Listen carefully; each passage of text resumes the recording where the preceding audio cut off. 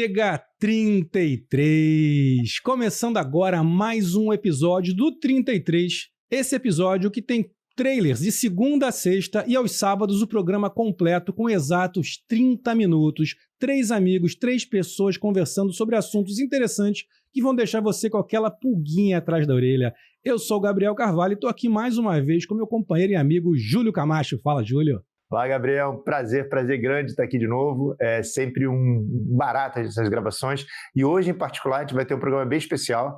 É um amigo também, com uma larga experiência num campo que para mim é muito importante, é uma paixão para mim, uma paixão para ele, eu tenho certeza que é uma paixão para muitos. Então eu queria trazer à tela aqui o Eduardo Vilela. Vilela, é um prazer estar com você, viu? É uma grande honra estar com vocês dois no podcast. Muitíssimo obrigado. Obrigado a você que nos escuta também. E vamos falar dessa coisa maravilhosa que é o universo dos livros. Vilela, deixa eu te fazer uma pergunta assim já na partida. Eu costumo dizer que o acerto é um péssimo professor. Então, na verdade, são 3 perguntas. A primeira delas é o seguinte: fala um erro que você cometeu ao longo dos seus anos, né, de experiência e que você tem aprendido com ele. Eu acho que um grande aprendizado, quem trabalha com livros como eu, não pode ser uma pessoa ansiosa. Você tem que ser paciente, porque o processo de desenvolvimento de um livro, de amadurecimento de um autor, muitas vezes toma tempo, pode levar meses, anos. Nos primeiros anos da minha carreira, eu queria ver um livro sendo construído muito rapidamente, em questão de 1, 2, 3 meses, e fui aprendendo que isso, além de ser muito difícil de acontecer, o livro não fica com a mesma qualidade se você não respeitar o tempo necessário. Não foi fácil aprender isso, né? A segunda pergunta, são 3 que eu te falei, a segunda tem a ver com o erro das pessoas, né?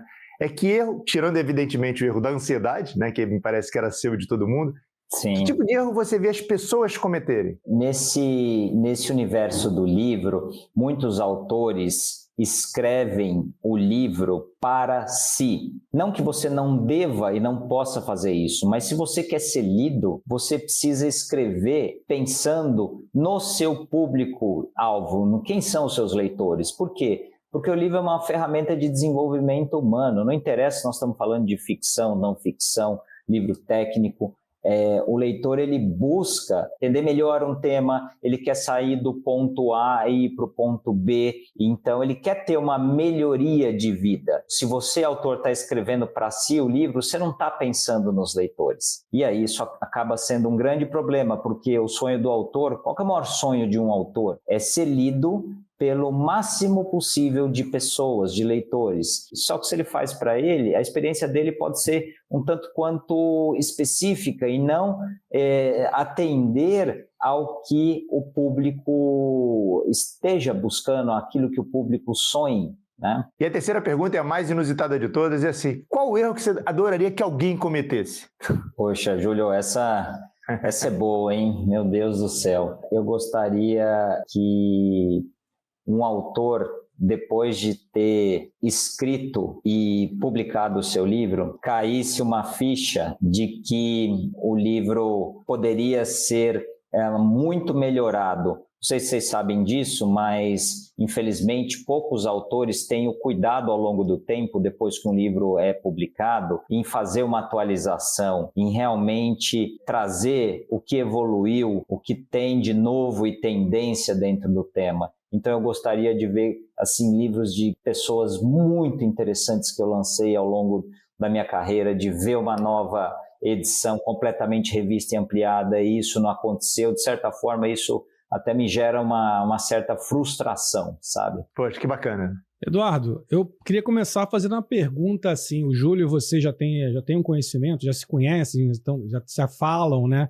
Eu comecei a te conhecer agora, né? E sim, acho que fiquei intrigado pelo título Book Advisor, né? Me explica um pouquinho o que você faz, como funciona o teu trabalho em relação aos autores, aos novos livros, como funciona isso? Legal, Gabriel, essa é uma excelente pergunta. No Brasil, essa profissão, essa atividade de book advising ela é muito nova. Eu brinco que é um bebê em gestação no ventre de sua mãe. Porém, no exterior, ela é tradicional, né? Em países que têm, assim, uma tradição literária forte, em que você tem um hábito de leitura muito, muito consolidado. Quer dizer, quem são os Book Advisors, né? Basicamente são pessoas que trabalharam como executivos em grandes e médias editoras, sempre em posições como editores. Aliás, o que faz um editor, né? Um editor, ele é um mix de arquiteto e engenheiro civil. Por quê? Porque como você constrói um livro, autor nenhum deveria sair escrevendo o primeiro, segundo, terceiro capítulo, achando que tem um livro pronto na minha cabeça e saio escrevendo. Não, em primeiro lugar, nós precisamos fazer a planta do projeto, a gente precisa fazer o que eu chamo de plano de obra, que é uma espécie de business plan do livro. Então nós precisamos pensar, se é um livro de não ficção, um livro técnico, nós precisamos pensar quais serão os temas dos capítulos e o que você, autor, quer discutir capítulo a capítulo. Isso em bullet points, é um roteiro. Precisamos pensar quem é o público-alvo e por que esse público precisa do seu livro. Como a gente disse anteriormente, como que o seu livro vai fazer a vida do público melhor. E precisamos entender o que o conteúdo do seu livro trará que tornará esse conteúdo único e especial no mercado. Então, o Book Advisor é alguém que tem essa experiência de editor, de literalmente pegar os autores pelas mãos e ir orientando esse processo de estruturação, desde a estruturação, de análise de público-alvo, de entender os diferenciais, acompanhar numa segunda etapa, que a gente já tem um roteiro de capítulos, acompanhar o processo de escrita, orientar o processo de escrita do autor. E então, o Book Advisor, ele pega o autor pelas mãos, ele acompanha essa construção do livro, acompanha esse processo de escrita, que é a execução, a construção do conteúdo do livro, e você tem uma terceira etapa, que é a publicação do livro, em que também o Book Advisor ele tem essa expertise para se transformar um arquivo de um livro que está completo, escrito ali no Word, em livro impresso, livro digital, assim como a última etapa do processo, que é o marketing e a distribuição do livro, como um consultor especializado em fazer essa orientação de ponta a ponta. Nossa empresa tem 9 anos de mercado e durante os primeiros 7 anos nós atuamos 100% como Book Advisors, né?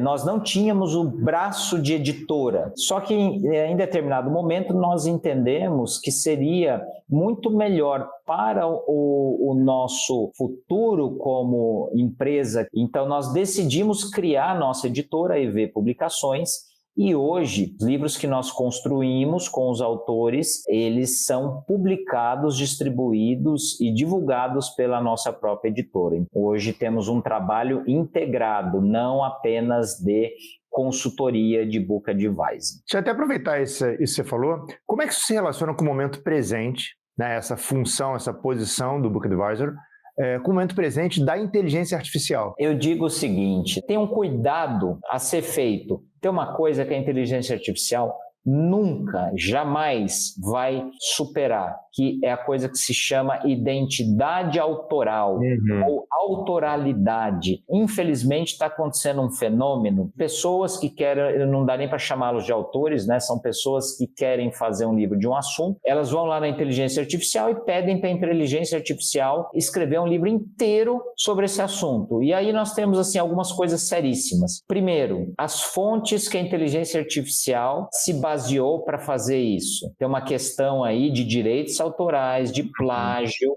muito séria. Segunda coisa, você que está fazendo um livro assim, você está oferecendo ao leitor uma mentira, porque você não tem experiência, conhecimento, você está oferecendo algo que muitas vezes você não tem nem parâmetro para julgar se aquilo está correto ou não. Existe esse lado perverso da inteligência artificial também, mas o livro não vai desaparecer. Eu vejo de uma maneira muito otimista, eu acho que a inteligência artificial ela pode escalar, facilitar a vida dos leitores, dos editores. Eu acho que uma coisa, por exemplo, que pode ajudar, eu estou precisando entender um tema assim, assim, assado, eu estou com um determinado desafio, e eu queria que você me indicasse aqui os melhores livros que você acredita que podem me ajudar. Então, assim, é uma tecnologia incrível, mas ela tem que ser usada com sabedoria e não de maneira distorcida. Cara, muito legal. Queria até aproveitar algumas coisas que você falou. Eu sou redator publicitário, tá? Já desde 94, tenho mais de 30 anos como redator. Sempre escrevi, sempre pensei em escrever um livro e nunca consegui escrever um livro. E sempre foi o meu drama. E isso sempre me impediu de me tornar um autor. Aí surgiu o que você falou, inteligência artificial.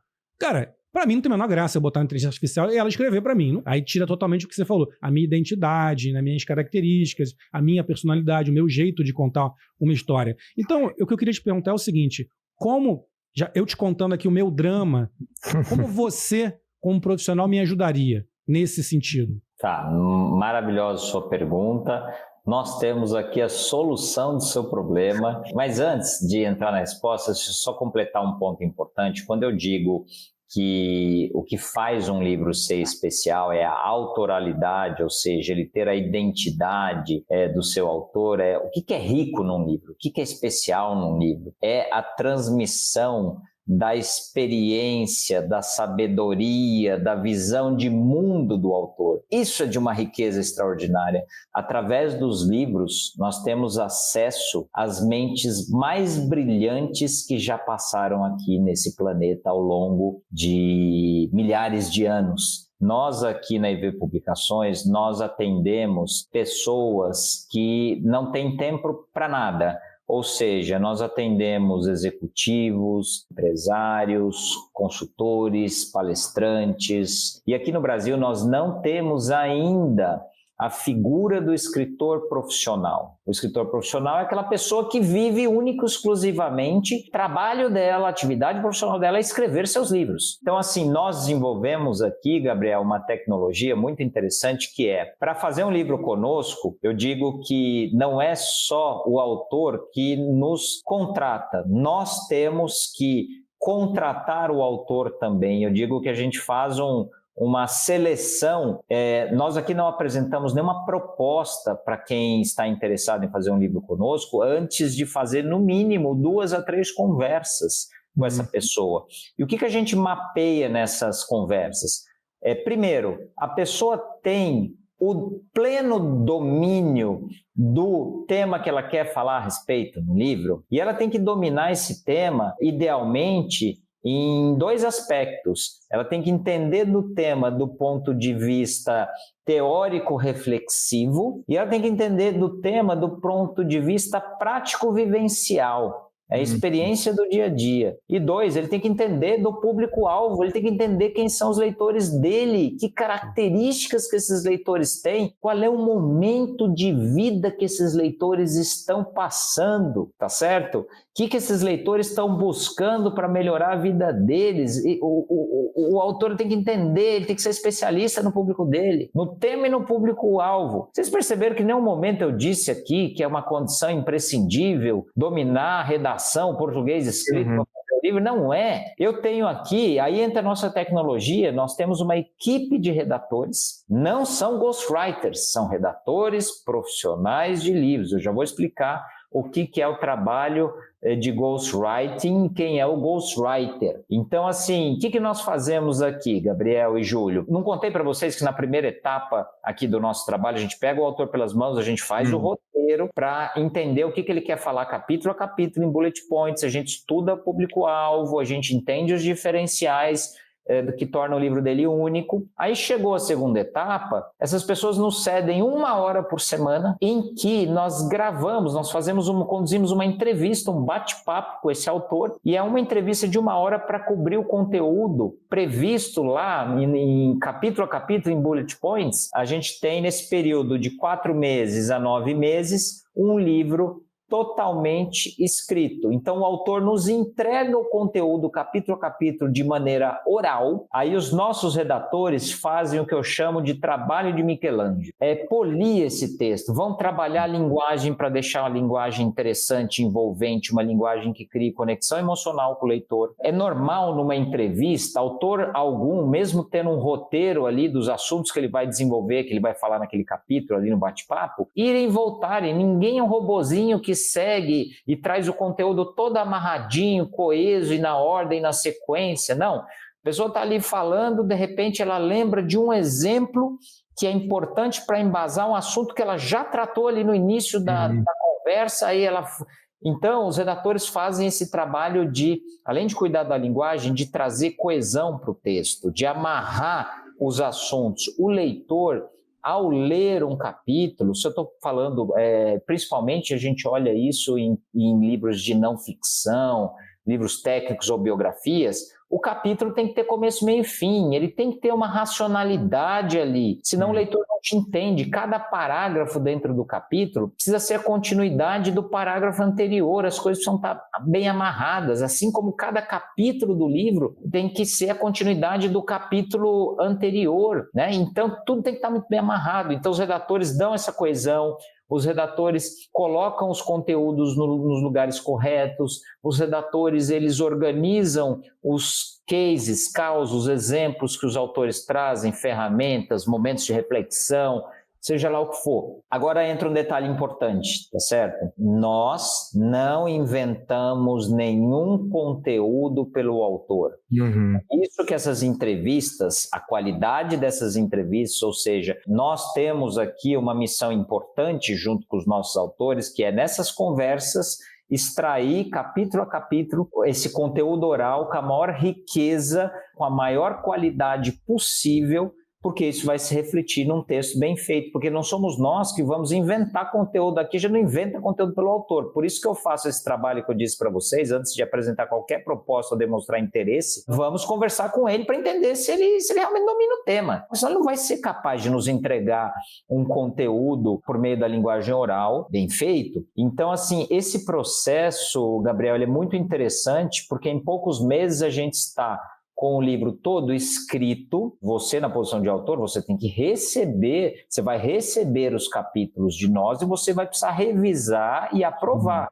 E é normal, nessa revisão, você vai olhar o texto ali e você vai falar assim, olha, eu não gostei da forma como isso aqui está escrito, né? Então vamos reescrever aqui. Olha, aqui nós precisamos dar um exemplo. Na hora da entrevista eu acabei não trazendo aqui um exemplo. Esse processo é dinâmico, mas o trabalho que você vai ter de revisão de cada um desses capítulos é infinitamente menor do que se você fosse escrever o capítulo a capítulo do zero de próprio punho. E em poucos meses teu livro está pronto. E o que é o tal do trabalho de ghostwriting? Quem é o ghostwriter? Que é o trabalho que nós não fazemos aqui. Certo? O ghostwriter justamente é aquele autor que quer fazer um livro que ele não domina o tema, que ele não conhece a fundo, que ele tem um conhecimento superficial ou não entende nada, mas o cara cismou que ele quer fazer um livro daquele tema.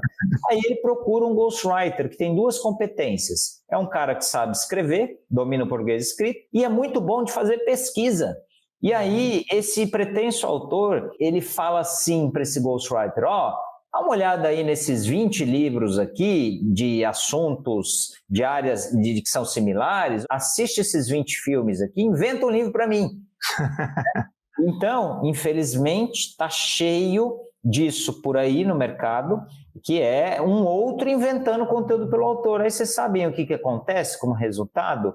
Esse conteúdo fica pobre, sem alma, porque não tem autoralidade, aquilo ali é um Frankenstein que bebeu em várias fontes, e o leitor também não é bobo. Mas eu acredito, com o advento da inteligência artificial, os ghostwriters vão desaparecer, porque a inteligência artificial, esses autores que querem fazer um livro, vão usar a inteligência artificial como ghostwriter. Já parte de uma falsidade ideológica, né? Já começa errado. Mudou uma coisa na minha cabeça. Sabe a pulguinha atrás na orelha, né, Júlio? Que a gente sempre fala. Pra mim já ficou. Talvez até pelo fato de eu ser redator, eu sempre entendi que um livro, eu tinha que escrever esse livro. Pra ele ser meu. Pra eu ser um redator. E hoje, com você falando, você estava falando sobre o fato de que eu não vou deixar de ser um autor, não vai deixar de ser uma obra minha, porque eu tenho uma outra pessoa executando por mim. Aí eu estava pensando no arquiteto. O arquiteto vai fazer todo o projeto, vai pensar em como é que vai ficar a cor, como é que vai ficar... E vai ter um serralheiro para fazer uma coisa, um marceneiro para fazer outra, o pintor para fazer outra, o outro para colocar o piso, e nem por isso aquilo deixou de ser a obra do arquiteto. Vale lembrar, a analogia que eu sempre uso é o seguinte, se a gente lembrar séculos, milhares de anos atrás, existia a figura dos reis e dos escribas. Então, quando um rei queria fazer um comunicado a um rei aliado ou a um rei inimigo, ele chamava lá o escriba e ele dizia o texto de maneira oral e o escriba redigia aquilo. eu brinco que a gente busca, isso se a gente lembrar os escribas, eles eram muito fiéis na reprodução da linguagem do rei e no conteúdo. Não se podia distorcer, não podia inventar, né? Então, eu digo, o trabalho que os nossos redatores fazem é um trabalho muito qualificado de escriba mesmo.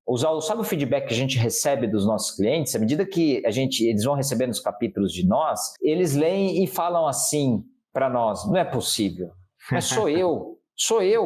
Eu me identifico totalmente com isso. E aí a gente brinca, mas é claro que é você. Primeiro que a gente não inventou nada. Segundo, a gente tem redatores tão experientes que eles conseguem transpor a fala do autor e mapeiam palavras, termos.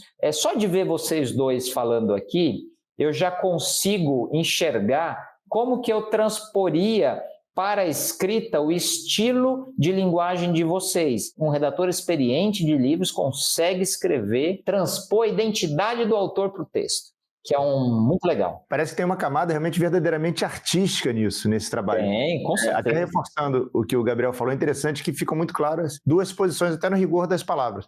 A posição do autor, que é de onde vai surgir a ideia e a estrutura do que vai ser proposto, e o escritor. O autor pode ser uma coisa, o escritor pode ser uma coisa, né? Esse exemplo que você deu do escriba é perfeito, né? O autor é o rei, o escritor é o escriba, né? Então essas duas posições muito definidas. Deixa eu só voltar um ponto, o Gabriel tinha falado uma coisa interessante da relação do livro com os filmes. E a gente escuta o tempo inteiro da frustração que é das pessoas que leram o livro. Quando vem o filme, normalmente o filme é frustrante. Isso é muito comum. Eu costumo dizer que é o seguinte: quando você lê um livro, você de cara tem acesso a um monte de coisa que você não tem no filme, né? O pensamento, o mundo interno, os diálogos internos. Tem uma série de coisas. Então, de fato, o livro ele larga com uma vantagem muito grande com relação ao filme. A segunda coisa é que o livro você faz uma coisa que no filme é um pouco mais difícil de fazer. Demorar um pouco mais numa determinada cena e acelerar um pouco a outra. No filme, não. O filme ele impõe um ritmo que não é seu, mas o principal para mim não é esse. O principal está na escalação, tanto de elenco quanto de cenários. Porque quando eu estou lendo o livro, eu crio todos os cenários, eu crio todas as personagens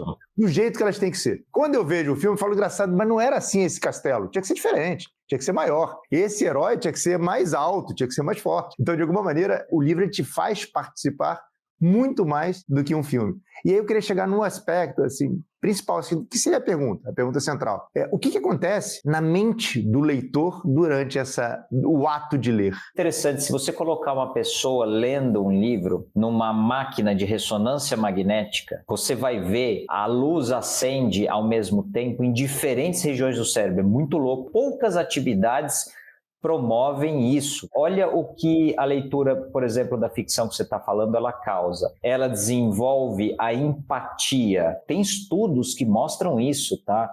Assim, pessoas que leem muito se relacionam com muito mais facilidade na sociedade. Olha aqui. Que coisa, a leitura desenvolve a inteligência emocional, primeira coisa. Segunda coisa, a imaginação em si. Quando eu estou lendo ali e pensando, como você falou, né, diferente do filme em que houve uma interpretação da equipe que construiu aquele filme para o castelo, para o perfil da pessoa que está sendo apresentada, no livro não, eu crio a minha interpretação, a minha cena. E isso ativa muito a imaginação, a criatividade. Muito louco isso. Então, o livro, ele resgata isso. A ficção, ela amplia a nossa capacidade imaginativa e criativa. A leitura melhora a parte cognitiva, melhora a parte de movimento do corpo. Olha que interessante, se eu estou lendo um livro que existe uma descrição ali de uma cena, como as pessoas estão se movimentando, se elas estão fazendo lá, participando de uma competição, o nosso cérebro,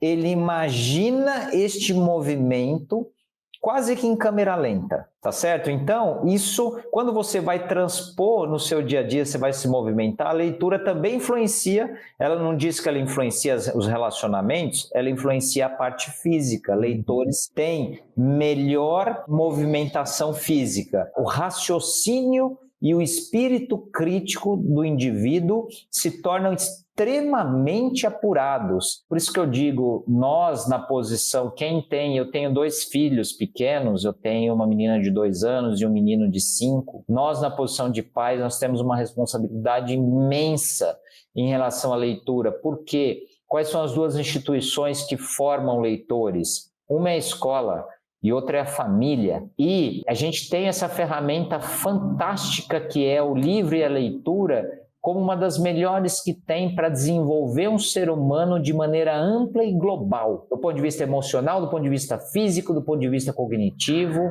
do ponto de vista imaginativo. Parece que até que eu estou querendo vender o peixe aqui, mas... É fruto da paixão, né? É fruto da paixão, não tem como. Quando a gente é apaixonado, a gente fala assim. Tudo que eu estou falando para vocês é altamente, já há muito tempo, pesquisado e documentado. Certo? Eduardo, cara, sensacional. Eu acho que, Júlio, esse é o tipo de programa que a gente se lamenta que não seja um podcast de 3, 4 horas. Que dava pra gente continuar. Já tinha pergunta, mas enfim. Mas não tem jeito. Tanto conteúdo bom que não dá pra gente cortar. Depois a gente tem que fazer mais uma vez, ou mais 2, ou mais 3, pra gente poder falar mais, aprofundar mais nesses assuntos.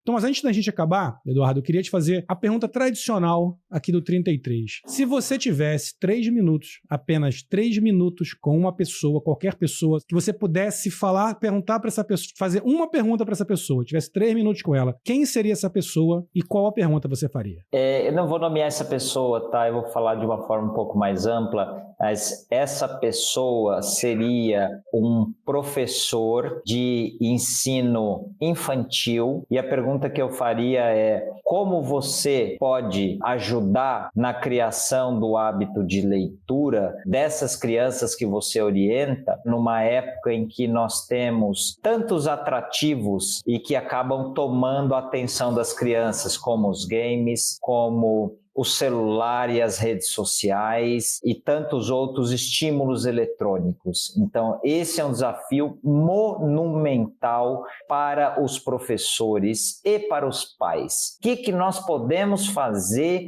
para realmente ajudar a tornar essa construção do hábito de leitura uma coisa eficaz para as crianças? Excelente. Você sabe que eu estava refletindo há pouco tempo que nesse mundo de redes sociais, em que as pessoas escrevem muito sobre coisas que elas não leram nada. Isso é impressionante. E aí não tem como o resultado disso ser um resultado bom. Eduardo, olha, foi muito legal conversar com você, foi um barato, foi um prazer recebê-lo. É sempre bom a gente conversar com pessoas que têm verdadeira paixão pelo que elas falam e fazem. É o caso, claro, a gente consegue perceber claramente isso. Eu, pessoalmente, dou um valor muito grande ao livro mesmo, a coisa, o objeto, o livro. O livro, ele é um registro. E o livro é o registro, inicialmente, da escrita. E foi a escrita que dividiu a história em pré-história e história atual, né? Tipo assim, foi a partir da capacidade de você escrever e registrar que você divide a experiência humana no planeta. Nós somos, hoje, o somatório de tudo que foi criado, pensado, executado e registrado em livros. Então, assim, é um prazer, assim, estar com uma pessoa que tem por ofício, tem por vida, promover a continuidade desse processo. Olha, eu estou muito feliz e honrado. Autores, editores, nós somos, em primeiro lugar, nós somos educadores, nós estamos contribuindo para melhorar a cabeça, o pensamento, o repertório, o desenvolvimento do nosso leitor. Portanto, nós temos uma responsabilidade não só muito grande, mas uma oportunidade fantástica de transformar a vida dos brasileiros através dos livros. Então, eu fico muito, mais profundamente feliz de vocês terem me dado essa oportunidade da gente falar do livro que é tão relevante e importante no mundo de hoje. Muitíssimo obrigado. Cara, eu que agradeço, nós que agradecemos, né, Júlio? Muito papo, muito legal. Como eu falei, eu de verdade gostaria muito de continuar conversando sobre isso. É uma coisa que me afeta pessoalmente, sempre tive esse sonho de me tornar um autor. Júlio já realizou esse sonho, tá aí cada vez mais arrebentando, né? Um trabalho lindo também. Então, parabéns pelo trabalho, muito, muito, muito obrigado por estar aqui com a gente. Obrigado, meu amigo Júlio Camacho, mais uma vez. Obrigado você que está aí assistindo o 33, esse programa que tem cortes de segunda a sexta, corte não, trailers, preciso aprender isso. São trailers, vem antes, são trailers do que vai acontecer aos sábados, nossos programas com 30 minutos exatos, que como esse aqui, te ensinam, divertem e botam aquela pulguinha atrás da orelha. Então, se você gostou, se inscreve no canal, aciona o sininho, dá um like e compartilha esse vídeo aqui com todo mundo que você conhece, que além de nos ajudar, eu tenho certeza que vai ser uma boa dica para todo mundo que você enviar. Maravilha? Então semana que vem tem mais. Fica aqui com a gente e diga 33.